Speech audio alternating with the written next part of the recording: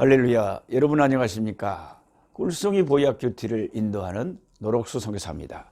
오늘은 20년 2월 10일 월요일 365일 성경 통독 중에서 41일째가 되는 날로서 민수기 4장에서 6장 말씀을 가이드해 드리겠습니다. 주일날 오전에는 제가 설림교회에서 주일날 오후부터 지금 수요일 저녁까지 부산 문현동에 있는 문현제일교회 47주년 기념 부흥회를 인도하고 있습니다. 정말 그 문현제일교회에 오예배 첫 시간을 했는데 교회가 가족같이 따뜻한 그런 은혜스러운 교회였습니다. 그리고 그 교회에서 제가 강안리 처갓집에서 왔다 갔다 하겠다고 했는데도 굳이 그러지 말라고 이 해운대 센텀이라고 여러분 알란가 몰란가 모르는데 겁나게 좋은 데가 있습니다. 완전히 뉴욕으로 말하면 맨하튼 같은 데가 이 부산에 있어요. 여기 가까운 데 수영로 교회도 있고요. 이 맨하튼 같은 센텀 호텔이라고 알란가 몰란가 모르겠습니다만 엄청나게 좋은 데가 있습니다. 여기에 숙소를 잡아주셔가지고 제가 오늘 첫 말씀을 마치고 숙소로 돌아와서 말씀을 녹화하고 있습니다. 그리고 이제 이 교회에서 또 이 강사를 위해서 이렇게 아름다운 꽃을 숙소에다가 이렇게 준비를 해놨어요. 여러분 코에는 시방 이것이 화면이기 때문에 안 맡아질 겁니다만 제 코에는 아주 향기로운 이 꽃 향기가 아주 백합꽃이니 무슨 튤립이니 와마 나리꽃이니 뭔 몸에 별의별 꽃들이 그냥 쫙 멋지게 있습니다. 저는 이 꽃밭에서 여러분과 함께 하나님의 말씀을 공부하게 됐습니다. 자, 여러분 성경 민수기 4장 말씀을 펼쳐 보시기 바랍니다. 민수기 4장에는 무슨 내용이냐면은 이제 그 레위 족속이 아론 제사장의 가문을 도와서 성막을 운반하게 돼 있잖아요. 레위 족속이. 근데 레위 족속 중에서 레위 족속을 세 부분으로 나누면은 그 자손들이 고핫 자손이 있고 게르손 자손이 있고 무라리 자손이 있어요. 이걸 알고 교회 다니는 사람이 몇 명이나 될 것이에요. 10년 이상 교회 다니는 사람한테도 갑자기 물어봐봐요. 고핫 자손, 무라리 자손, 게르손 자손, 이 자손들이 누구 지파 자손들이래요? 그러면 레위 지파 하는 분들이 몇 명이나 되겠어요. 아니면 거꾸로 레위 지파의 세 주요 자손들이 누구예요? 그러면 고핫 자손, 게르손 자손, 무라리 자손, 막 이렇게 대답을 하시는 분들이 겁나게 적을 겁니다. 그러니까 우리가 매년 성경 1독씩 저랑 같이 해도 아무리 성경을 봐도 우리 인간은 금방 잊어버려요. 엄마, 그것이 말하자면 레위 족속의 세 자손 누구 있었더라? 아이고 가물가물하네. 잊어본다니까요. 그러니까 매년 성경을 최소한 1독, 더 많이 하면 뭐 5독, 10독이 좋지만은 최소한 1독씩을 해야 되고, 그것도 성경을 무조건 읽으면 되는 게 아니고 저같이 이렇게 상당히 괜찮은 가이드, 성경 가이드, 관광지에 가면 관광 가이드가 있어야 되듯이 성경을 가이드해 줄 수 있는 사람의 가이드를 듣고 여러분이 직접 성경을 읽으시면 훨씬 더 하나님의 말씀이 안 잊혀지고 가슴에 많이 말씀이 남는 거예요. 그래서 여러분 영혼을 위해서 제가 어디로 가든지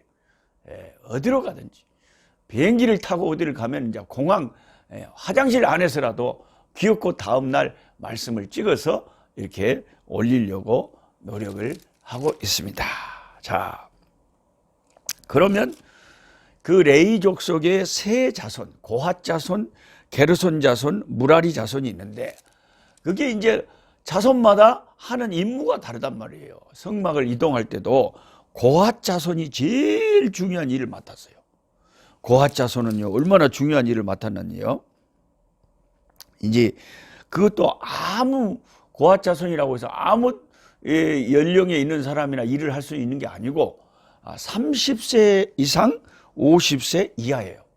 그러니까 너무 젊어도 안 되고 너무 늙어도 안 되는 거예요. 너무 젊으면 하나님의 일할 때 혹시 경솔해서 실수할까 싶고, 너무 연세가 많아 보면 이제 그 귀한 하나님의 성물을 옮기다가 놓쳐서 깨분달지. 그럼 어쩔 거예요. 그러니까 이게 너무 젊어도 안 되고 늙어도 안 되고, 하나님의 성막을 섬기는 일이 그렇게 간단한 문제가 아니라는 겁니다. 30세 이상 50세 이하 이런 사람들이 섬겼는데, 이 레위 족속 중에서 특별히 고핫 자손은 이제 지성소에 얼마나 중요한 일들이 많습니까? 이제 이스라엘 백성이 다시 성막을 뜯어서 이동을 해야 될 때, 그 지성소와 성소, 진설병이나 향단이나 등잔대나 그리고 그 지성소에 있는 하나님의 법궤나 그것을 운반할 사람들이 이 고핫 자손이라는 거죠. 레위 지파에. 그게 제일 중요한 사람들, 제일 믿을 만한 사람들, 하나님께서 신뢰하는 사람들에게 제일 중요한 일을 맡긴 것입니다. 하나님 아무에게나 일 안 맡깁니다. 교회도 마찬가지예요. 아무에게나 일꾼을 맡기면 안 돼요. 그래서 제가 재직 세미나를 이번에 와서 좀 여기저기서 인도했습니다만은, 재직들은요 제일 중요한 게 뭐냐면은 주일 성수하냐 11조 하냐 이것보다 더 중요한 게 있어요. 가장 중요한 것은요, 신앙이 재직이 아닌 보통 평교인보다 신앙의 본이 돼야 돼요.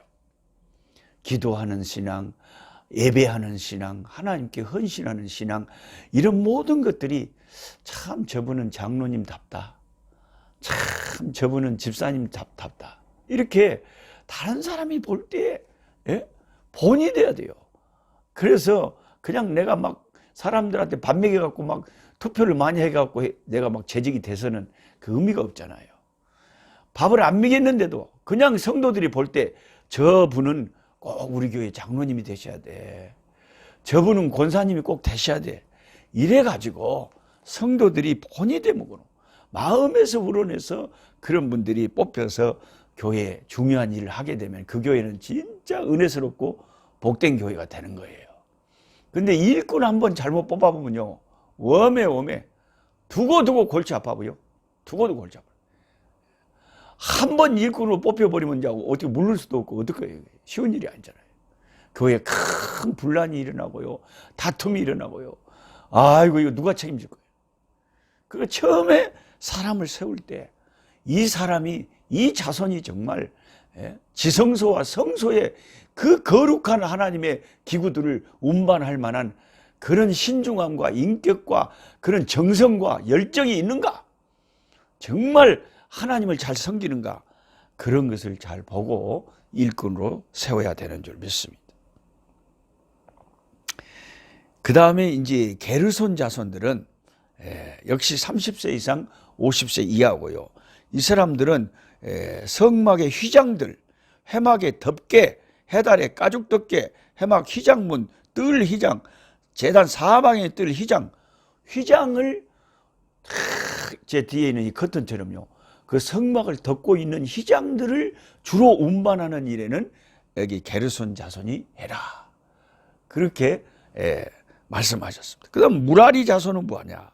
무라리 자손은 31절에 보면 그들이 직무를 따라 해막에서 할 모든 일 곧 맬 것은 이러하니 장막의 널판들, 띠들과 기둥들과 받침들과 뜰 둘레 기둥들, 받침, 기둥, 이제 그런 것들이에요. 그게 상당히 이제 무라리 자손은요 아주 우락부락하게 무라리 자손처럼 이게 힘이 세야 되겠죠. 그냥 기둥을 갖다가 옮겨야 되고 그러면 힘이 좋아야 되겠죠. 이렇게 하나님이 사명을 다 다르게, 레위 족속이라고 해도 다르게 맡겨서 성막에 수종들게 했다. 이런 것을 보면 우리 하나님이 어련히 알아서 사람을 적절히 배치하라. 알아서 배치를. 나 같은 부족한 자는 하나님이 딱 볼 때 녹순이는 아프리카 선교가 딱 맞아. 그리가? 그래서 하나님이 나를 그렇게 배치를 하신 거예요. 우리의 총사령관 되시는 주님이 어련히 알아서 사람을 배치를 하겠어요. 그러니까 뭐 한국에 와서 이게 뭐 그냥 잘 나가는 목사님들 부러워할 게 없이 그냥 하나님이 나한테 생각하시고 맞게 나한테 배치해 준 지역에서 우리는 즐거워하고 감사하면서 아멘 할렐루야 하면서 오후 5시에 포도원에 부름받은 일꾼 같은 자세로요 너무너무 감사해 하면서 고마워해 하면서 아짐찬해 하면서 그냥 감사해서 어쩔 줄 모르고 그렇게 하나님을 섬겨야 되는 거예요. 그리고 여러분 렘브란트의 그림 가운데 포도원 일꾼이라는 그림이 있어요. 아주 유명한 명화인데요. 그 그림을 자세히 들여다보면 렘브란트가 그림을 어떻게 그리냐면 아침 일찍에 포도원에 부름받은 일꾼들 표정은요 당연히 받아야 되는 것처럼 줄을 서서 이제 손을 내밀고 있어요. 주인이 이제 돈 줄 때. 그런데 5시에 온 이 포도원에 온 일꾼은요 다른 사람은 돈 받으려고 줄 서 있는데 뒤에서 뭐 하고 있냐면 옆에 깡통 옮기고 있어요. 뭐 어디 할 것 더 없는가 미안해갖고 얼굴에는 미소를 가득 머금채 옆에 깡통 옮기고 막 주인이 뭐 말도 안 했는데 뭐 할 거 없는가 막 찾고 있어요. 그런 그림이 성령의 영감을 받아서 렘브란트가 포도원의 일꾼들이라는 그림을 딱 그려놨어요. 아마 여러분이 그 유튜브 같은데 렘브란트의 포도원의 일꾼을 한번 찾아보면 나올 겁니다. 아마 그 그림이. 참 그 그림이 나는 굉장히 제 가슴에 감수성이 예민한 비형 남자인 저한테 그 그림이 참 울림이 커요. 정말 오후 5시에 포도원에 온 일꾼은 저런 자세구나. 너무너무 주인에게 감사해서 고마워서 어쩔 줄을 몰라가지고 그냥 또 뭐 할 일 없는가 이거 찾고 있는 거예요. 근데 아침 일찍 포도원에 온 일꾼들은요 당연히 받아야 될 거라고 딱 폼 잡고 서 있는 거죠. 감사할 줄 모르고요. 저와 여러분은 항상 하나님을 섬길 때요 하나님이 제일 좋아하는 것은 겸손이에요.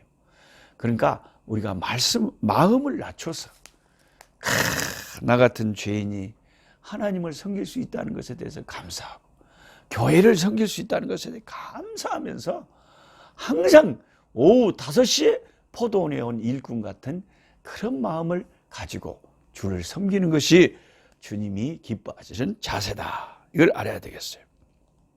그 다음에 이제 민수기 5장에 가면 하나님이 모세한테 뭘 말씀하냐면 부정한 사람의 처리에 대해서 10절까지 말해요. 어떤 사람이 시체를 만졌거나 어떤 사람이 이제 유출증이 있거나 또 나병이 있거나 이러면 어떻게 하냐면 일단 진영 밖으로 옮겨야 돼요.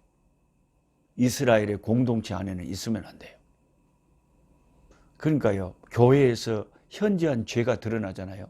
그럼 일단 교회에서 치리를 합니다. 그래서 성찬에 참석하지 못하게 하고요. 근신의 기간을 줘요. 그러면 그 교회의 치리를 달게 받아야 돼요. 내 죄가 공개적으로 드러났을 때는요.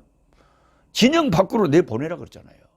왜냐하면 그 사람을 가만 놔두면 교회 전체가 죄로 인해서 오염된다는 거죠. 하나님은 그것을 무서워한 거예요. 오염된다. 지금도 무슨 신형 코로나 바이러스에 걸린 사람은 사정없이 격리를 시켜버리잖아요. 예? 코로나 바이러스보다 더 무서운 게 뭐냐? 우리의 죄예요. 우리의 죄가 우리 교회 안에서 내가 드러난 죄가 있는데 그 죄를 치리를 받지 않고 그대로 버젓하게 아무렇지도 않듯이 교회를 다닌다. 이러면 교회를 영적으로 오염시키기 딱 좋다. 그래서 교회는 지금도 치리가 있어야 되고 죄를 지은 사람을 밖으로 분리를 출교를 시켜야 되는 큰 죄라면 만약에 안에 있더라도 철저하게 격리시켜서 치리를 해서 그 죄를 치리를 받게 하고 그 과정이 다 끝났을 때 또 한 멤버로 받아줘야 된다. 그런 걸 알 수가 있어요. 그 다음에 11절부터는 이제 자기 부인의 간통을 밝히는 이 의심에 관한 규례가 있어요. 자기 남편이 직접 눈으로 보지는 않았지만 부인이 조금 이상해요. 그랬을 때는 부인을 제사장한테 데리고 가야 돼요. 그 제사장이요, 그 부인을 세워가지고 두루마리에 글자를 써서 그걸 쓴 물에 빨아넣고 그 쓴 물을 여인한테 마시게 해요. 우리 제사장이 쓴 글을 쓴 먹물을 갖다가 마시면은 만약에 이 여인이 죄를 짓지 않았다, 아무 일도 없어요. 오히려 남편을 위해 자녀를 출산하는, 임신하는 복을 받아요. 그런데 진짜 다른 남자하고 죄를 지었다, 그러면 제사장이 준 그 두루마리 글자 쓴 물을 먹으면요, 완전히 몸에 병이 와버려요. 그리고 이제 이 여인은 어려움을 겪게 되는 거죠. 자기 아내를 괜히 의심할 수는 없지만은 진짜 의처증 비슷하게 의심이 든다, 그때는 이런 규칙이 있었어요. 그러니까 이런 규칙을 세워놨는데도 죄가 이스라엘에 나중에 만연하는 걸 보면, 우리에게 말씀이 없으면 우리 죄인들은 얼마나 더 큰 죄를 짓기에 쉽겠습니까? 그게 얼마나 무서웠을까요? 이런 형벌이 있기 때문에 무서워서라도 죄를 덜 짓게 되는 거죠, 죄인들이. 그 다음에 민수기 6장에 가면 이제 나시린의 법이란 게 있어요. 나시린의 법. 나시린은 뭐냐? 내가 하나님 앞에 언제까지 내 자신을 구별해서 세상에 물들지 않고 오직 주님만 생각하고 살겠습니다는 나시린의 서원을 한 사람들은 이제 나시린의 법을 따라야 됐어. 그러면 이제 포도주를 먹지 말고 머리에 손을 대지 말고 머리가 이제 착 기는 거죠. 그래서 하나님 앞에만 온전히 그 천주교의 수녀들이 있잖아요. 수녀처럼 뭔가 내 인생을 세상적인 일을 안 하고 오직 하나님만 섬기겠다 하고 스스로 소원하는 사람이 있다면 나시린이 되어야 됐어요. 사사기의 삼손도 그 부모들이 소원해서 나시린을 삼았는데 나시린의 규례를 지키지 않아서 삼손은 큰 타락에 이르고 나중에 그 눈이 뽑히고 죽음을 당하게 되죠. 그래서 이 나시린, 하나님 앞에 소원하는 자도 다 그 법이 있었다. 그리고 그 나시린의 기간이 다 끝나면 다시 제사장에게 보이고 제사장이 원하는 대로 제사를 하나님께 드리고 다시 그 나시린의 법에서 자유할 수가 있었다는 것입니다. 저는 고등학교 1학년 때부터 하나님, 저 복음을 위해서 헌신하고 싶어요. 저 하나님 말씀 전하고 살다가 세상 떠나고 싶어요. 이런 소원을 가졌어요. 그러니까 고등학교 1학년 때부터 하나님의 복음을 위해서 서원한 저는 지금까지 이 길을 가고 있습니다. 지금도 전혀 후회되는 게 없이 내가 하나님을 더 잘 섬겼어야 되는데, 복음을 전하는, 특별히 복음을 서원한 자로서 잘 섬겼어야 되는데 충성하지 못한 것에 대해서만 늘 하나님 앞에 불충한 죄인, 죄송한 마음만 가지고 있지, 전혀 후회를 한다거나 복음을 위해서 서원한 것에 대해서 조금 더 후회는 없어요. 오직 영광일 뿐이죠. 오직 영광일 뿐이죠. 더 충성해야 되는데, 더 헌신해야 되는데, 그런 생각밖에 없어요. 그 다음에 이제 민수기 6장 22절부터 쫙 마지막 절까지 구약의 축복이 있어요. 여호와께서 모세에게 말씀하여 이르시되 아론과 그의 아들들에게 말하여 이르기를 너희는 이스라엘 자손을 위하여 이렇게 축복하라.